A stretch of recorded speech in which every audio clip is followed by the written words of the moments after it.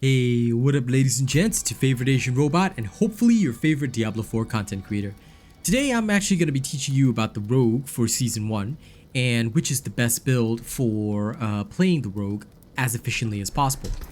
Quite frankly, it is basically twisting blades with some slight minor modifications. Alright, and the modifications are mostly to the passives. You can change some of these around as you please.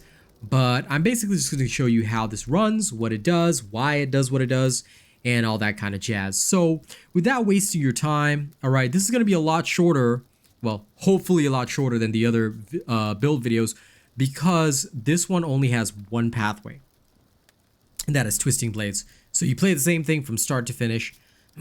I tried out a few different things while I was leveling, but none of them really worked out. The rapid fire totally fell through, especially in the leveling stages. Like, all that kind of stuff is great end game, but during the leveling process, what gives you the fastest and most efficient route is honestly twisting blades. So without further ado, let's get started.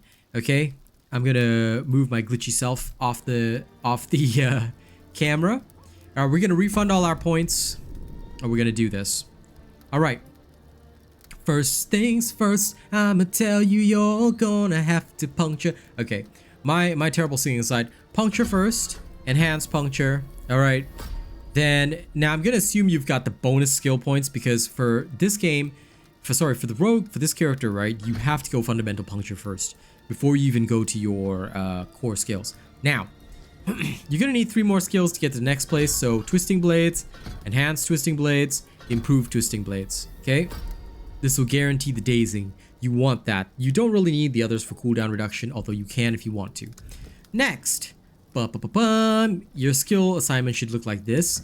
But next you want to get, remember, the principle is to always get all your skills online. So, enhance shadow step. Well, shadow step first, then dash. Okay? Next, from the shadow step, okay, you're gonna need 3 more points to get down here. What do you take? Okay, what I usually take here is enhanced shadow step and then methodical shadow step. Why? The disciplined shadow step is pretty okay. You can also use this if you really want to, but I prefer the fact that I can guarantee a stun. It's useful because against elites and other enemies, right? By using shadow step as the opener, you can guarantee a stun which activates damage versus crowd controlled. It's not as useful against bosses, but it can be one of the best ways to use your shadow step to get out of trouble. Okay? Next, I'll put a point into enhanced dash, and then I've unlocked this tree. Okay, I've experimented with both smoke grenade and the shadow imbuement. Later on, I'm going to let you choose for yourself. I recommend shadow imbuement instead, but some people prefer smoke grenade. However, your third skill is going to be concealment. Contrary to the preseason build, we use concealment a bit differently here. Why? Concealment in this case is used for the 5 seconds of unstoppable, unbreakable stealth, and during that entire time, you can heal up to 12% per second when you max out Mending Obscurity. This literally allows you to use your concealment as a heal. Alright, and I find it very useful. So, enhanced stealth is next, and then I would take countering stealth. Subverting stealth to make an enemy vulnerable. All right, but if you don't feel that you need the vulnerable right here, what you can do is, because you've got 4 points that is required to go to the next level. If you find that you need sustain early in the game, this is what I would do. Okay, this is one of the only times where I would advocate for a passive first. All right. So I would go max out Mending Obscurity, 1 point in Agile just to unlock Mending Obscurity. This allows you Conceal to heal you for 12% per second. It's a great get out of trouble free card, okay? And the cooldown starts as soon as you activate it, so you've effectively only got a cooldown of 15 seconds to deal with. This is pretty good overall, I would say. All right. Next, I would go Shadow Imbuement to finish out my build. And that is basically all the skills you need. Now, there are 4 more points before you can get to this tree, 14 more points before you can get to your key passive. What do you do? Because you've already got all your skills together, well, you're going to need to finish a few things, right? So early game build ends at 26 points spent, which is usually around level 22 with the 5 bonus skill points for the season. Okay. Of course, later on, you're expected to have everything you need. But the early game build is rounded out by finishing Discipline Dash, Enhanced Stealth, Subverting Stealth. This allows you to guarantee you're vulnerable on whatever you hit after you bum around being concealed, right? You usually on the 4th or 5th second, you'll hit something, make it vulnerable for 6 seconds, and absolutely abuse that. Alright? And now the remaining points should go into Twisting Blades. Okay? Once you've got all this maxed out, this is literally your beginning. This is your early game build, okay? Consisting of all these skills. Puncture, Twisting Blades with maxed out skill points, Shadow Step, Dash, Concealment, and Shadow Imbuement. Shadow Imbuement is your AoE until you get your first legendary aspect, which is the Blade Dancer's aspect. I'll go through that later. Okay? It's usually placed on the crossbow/bow. And excuse the coughing, by the way. And this will allow you to substitute the AoE in. But you still end up using your Shadow Imbuements very often. Especially now because it's just so easy to farm with it. Okay? Alright. This is the early game build. Now you're done with that. Now let's go over the mid-game build. The mid-game build consists of some slight differences. But for the most part, you have to get used to it because there have been some changes since the preseason stuff. It's going to look roughly the same, but there'll be minor differences that I'm going to show and explain to you why they exist. Okay? All right. Let's go through it now. Once again, Cam is going away. All right. First thing that I would do at this stage in the game is that you want to get your passives all lined up, right? But you can't just do that willy-nilly. What do you capture first? Well, my first honest recommendation is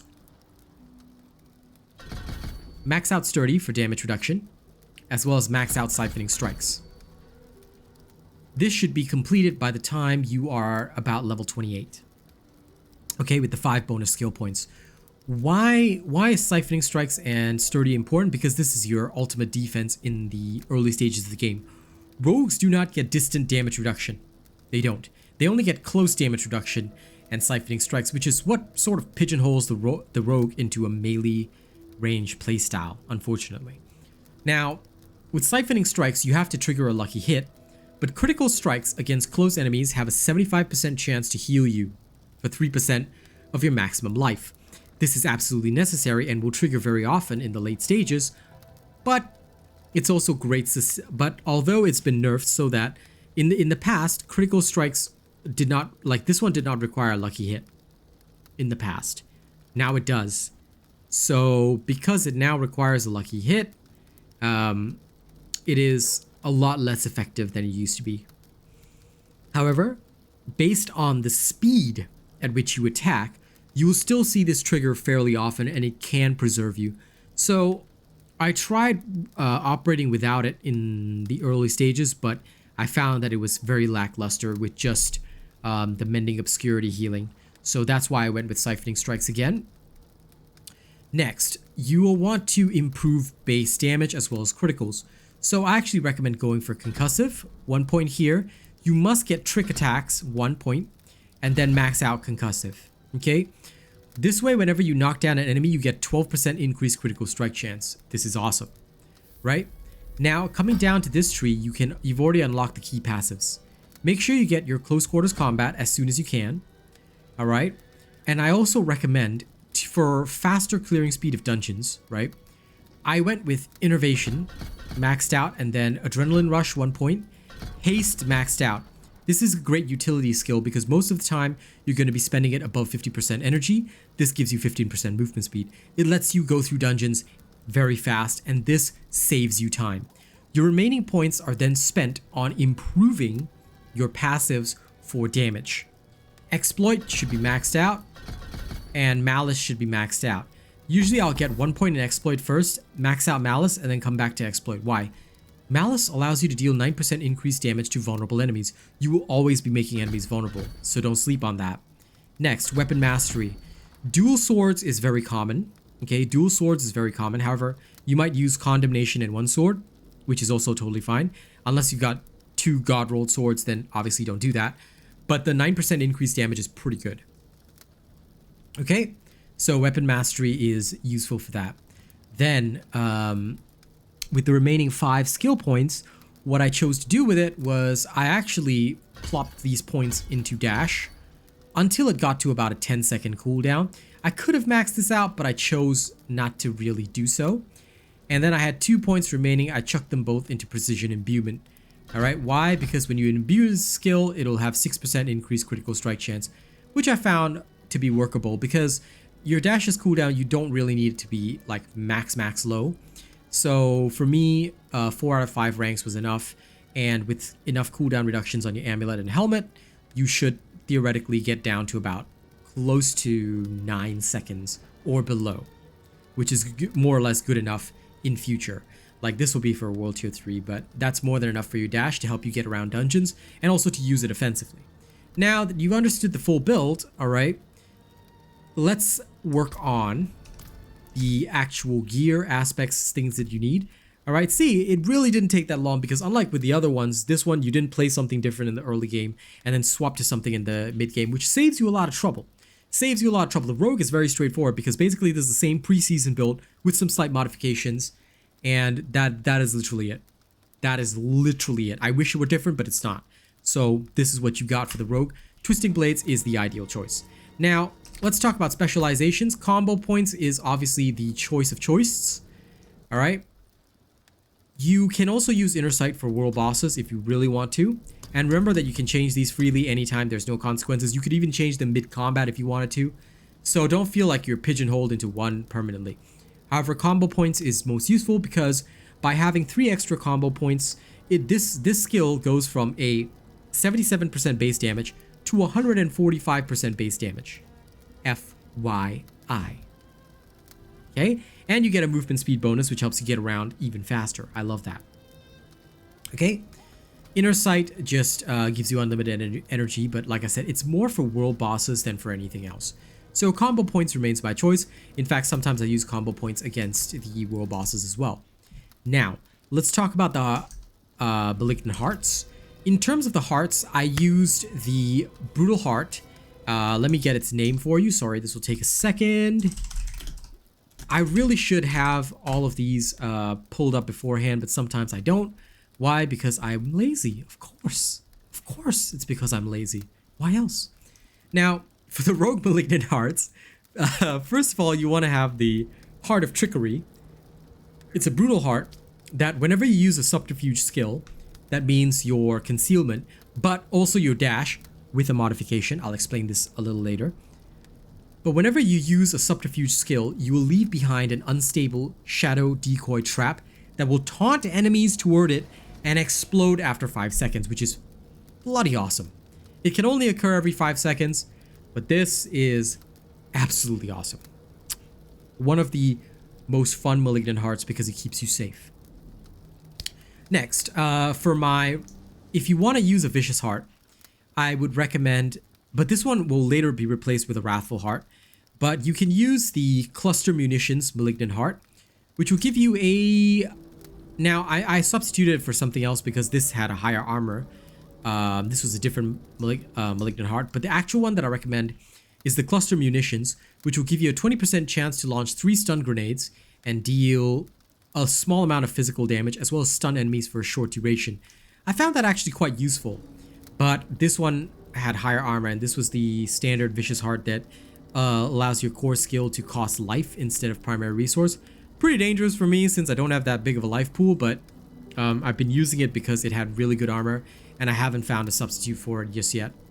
Okay, in terms of your other Brutal Heart, the other Brutal Heart is standard across the board. You've probably noticed it in all the builds, but it is the Heart of Revenge, where it suppresses incoming damage. This one suppresses 18% of incoming damage. Like, I would not replace this because it's just so good. Alright, although it says suppress, it actually acts like damage reduction. Alright, so it basically just takes off the 18% that would be hitting you, absorbs it, allows you to explode whenever you use a defensive, subterfuge, or macabre skill. So whenever you go whenever you go conceal mode, you can just run away, and it's so good. Alright, so that's what I absolutely love. In terms of necessary aspects for this build, this time there is only one requirement, but there are 3 recommendations that I urge you guys to get. One of which is a drop only. So if you cannot get it, don't panic. Don't panic. But you can still get one later on in the game.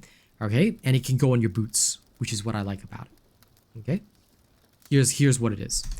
In terms of the legendary aspects, Blade Dancer's aspect goes on your crossbow at all times. Your crossbow should be focused upon useful stats for you. Prioritize vulnerable damage, but try to get vulnerable, crit, core skill damage, and if you can, dexterity or whatever else. Okay, all of this will help you. Okay, so that's what I've been trying to find, but I managed to only find one with vulnerable damage so far. I'll probably get a better one later. I just used the base version, okay, that I got from the Codex of Power. Blade Dancer's aspect can be found, in the Codex of Power.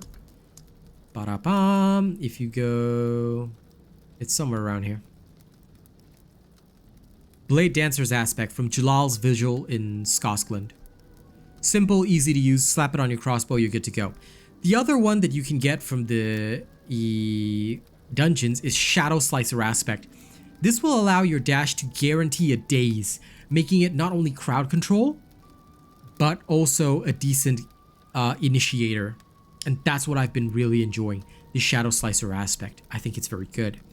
Next, on top of that, you can turn, although it doesn't say it here, you can turn dash from an agility skill into a subterfuge skill, which will create a clone, and I'll demonstrate this via the Quickening Fog aspect.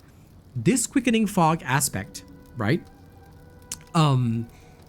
is a drop only, so you cannot get it from a dungeon. But here's what it does. You automatically drop a smoke grenade at the end of dash, and dash's cooldown will be reduced by 0.34 seconds for each enemy dazed in this way, up to 1 second or so. In this case, I got a very good version of this. I slapped it straight on my boots, and basically it will turn your dash into a subterfuge skill, allowing it to trigger the Brutal Heart Shadow Decoy. Alright? Now, I've explained the aspects, I've explained the Malignant Hearts. In terms of gear stats, right? Just gonna go through this quickly before we do the combat example. For gear stats, prioritize vulnerable damage, but take what you can get. For swords, and of course if you can get the Condemnation Dagger unique, but for swords, damage per second is the key. Try to get whatever else you can for the early and mid-game stages. For your crossbow, just try to get vulnerable damage on it, and it must be a crossbow because the crossbow has vulnerable damage base, and you're always dealing vulnerable damage, right? For your armor pieces, please, as much armor as you possibly can. Boots, prioritize movement speed. For your gloves, please prioritize critical strike chance. For your rings, please prioritize critical strike chance.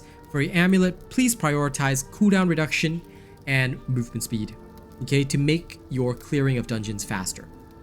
You can also choose energy cost reduction, it won't be a problem, but movement speed and cooldown reduction are your priorities. I don't even have cooldown reduction on this, but I used it because the movement speed was max and it's so good. I have not found a replacement.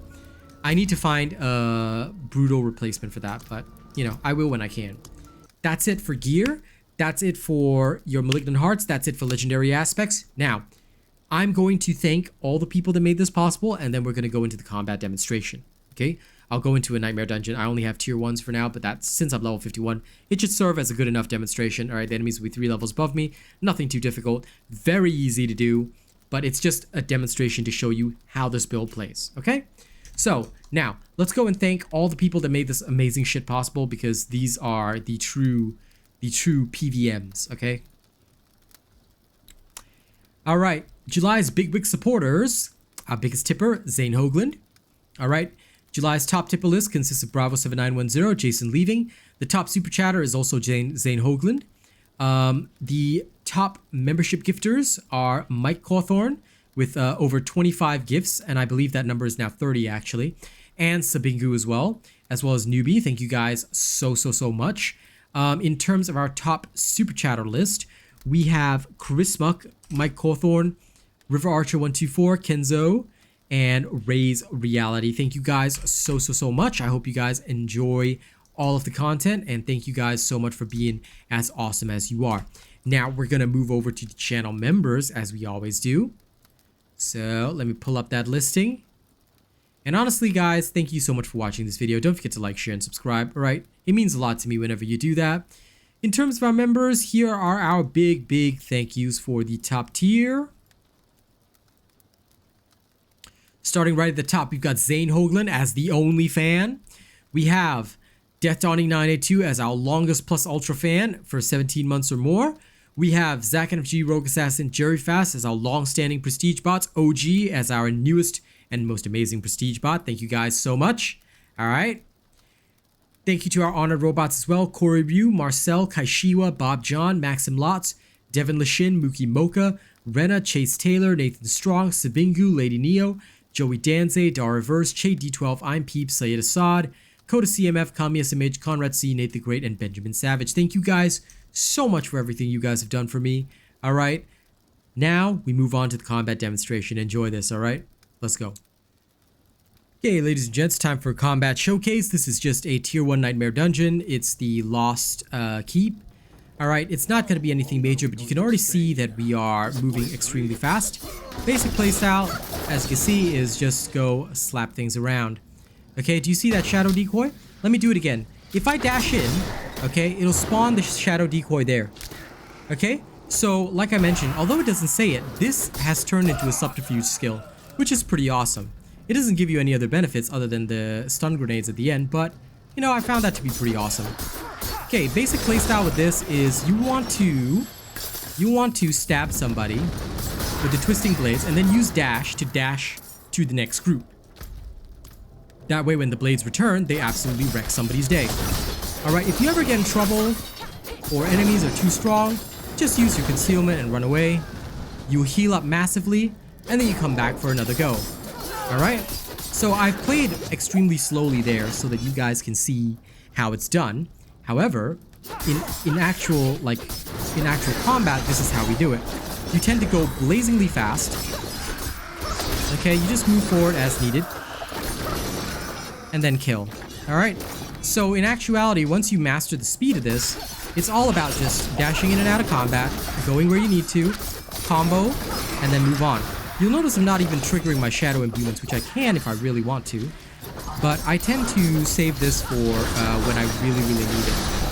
Alright? And like I said, if you ever get in serious trouble, you can always just concealment. And you'll heal up nicely. Yeah?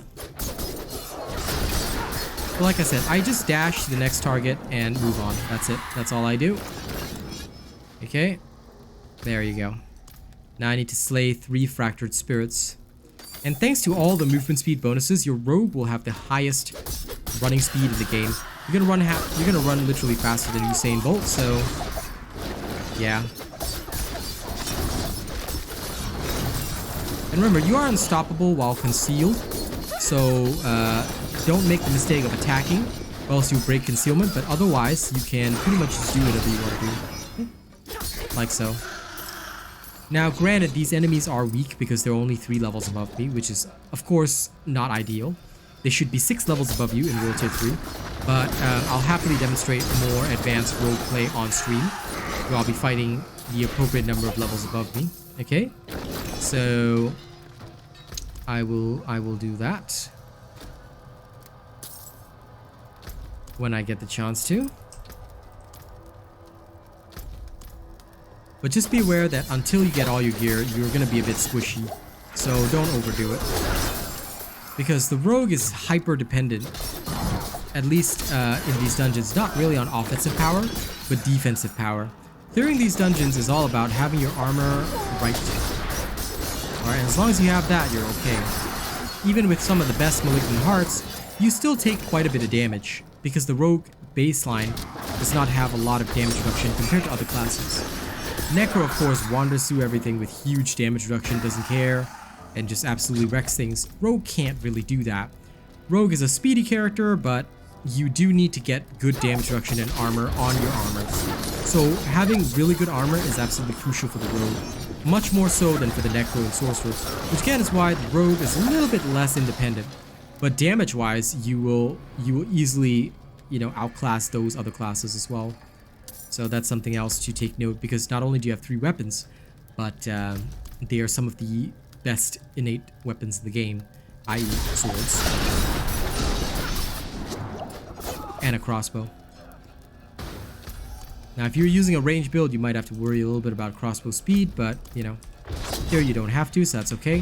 As you can see, if you really need to get around, okay, you can use your dash. Kind of like how I use my teleport on my sorcerer. But I prefer teleport because its cooldown feels a lot shorter. That, and I'm also lacking cooldown reduction. But hey, movement speed, right? So if you ever get in trouble or you get frozen, just use your concealment then. Not only do you heal up, you can stay Shadow Boy mode for quite a while. And it restores energy. That's an effect that most people don't really consider, but yeah. And literally in about 4 minutes, you've already cleared about half of this, and that's with me playing slowly to teach you guys. So that's it. This is how the combat demo works. I hope it helps you, and I hope you guys will enjoy the rogue. All right, if there's a boss fight, I'll film it at the end of this. But thank you so much. Like, share, and subscribe, as I always say. All right. Okay, so there is a boss fight here, and I'm just gonna show you guys what's up. All right. Now, when I start these boss fights, I always just do this, and then they die. Okay? So, how do you fight the bosses? Just like that. Okay? Just basically stab them with twisting blades, and it's over. All right? Enjoy.